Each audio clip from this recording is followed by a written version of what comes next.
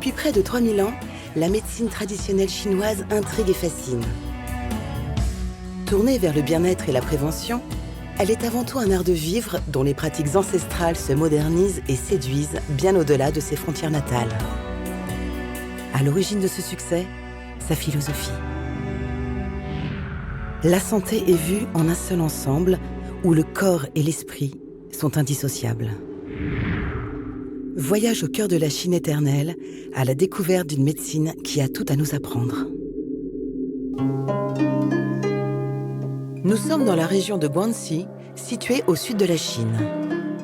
Une région célèbre pour ses 1000 montagnes en forme de pain de sucre.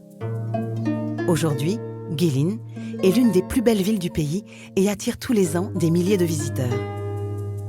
Entourée de montagnes, de rivières et de rizières, la ville offre un paysage naturel exceptionnel.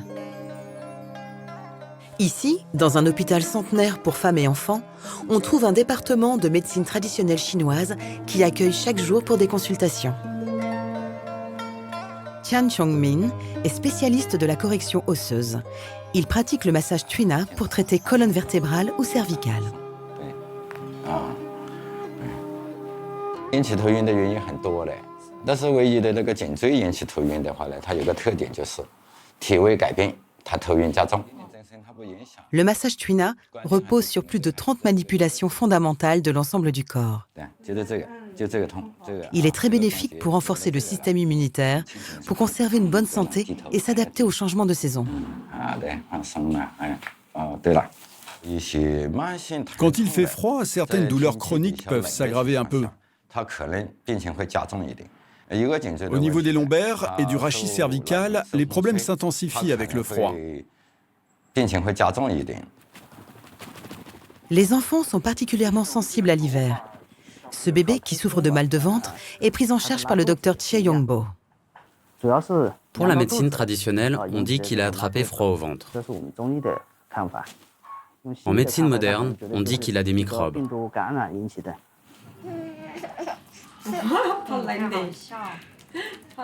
Notre médecine est étroitement liée aux conditions météorologiques.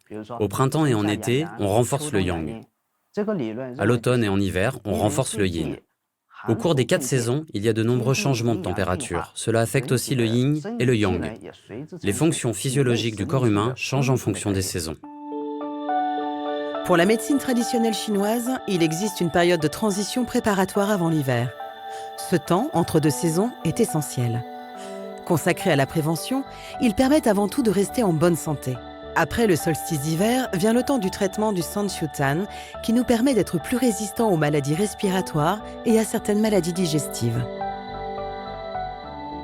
Le Sanxiutan s'applique pendant 3 périodes de 9 jours, après le solstice d'hiver, selon notre calendrier de 24 périodes solaires. En cette période de grand froid, le yin est au plus fort de l'année. En revanche, le yang est au plus faible et cela peut provoquer de nombreuses maladies.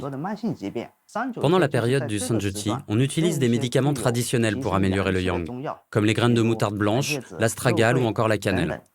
Après les avoir mélangés, on les applique pour stimuler les points d'acupuncture liés à la maladie, ceci pour extraire le mal et rééquilibrer le yin et le yang. Cela renforce aussi les anticorps.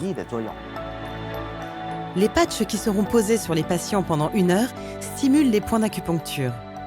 Ils sont confectionnés chaque jour par Chie Yongbo et son équipe avec les mêmes ingrédients dont le dosage varie en fonction de la rudesse de l'hiver.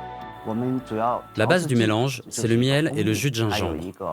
Après les avoir assemblés aux autres plantes, on pétrit pour obtenir une masse très molle. Ensuite, on la découpe en petits morceaux pour enfin les mettre sur des cataplasmes. Le climat est différent chaque année. La proportion du mélange que nous utilisons changera en fonction. Il n'y a donc pas de norme établie.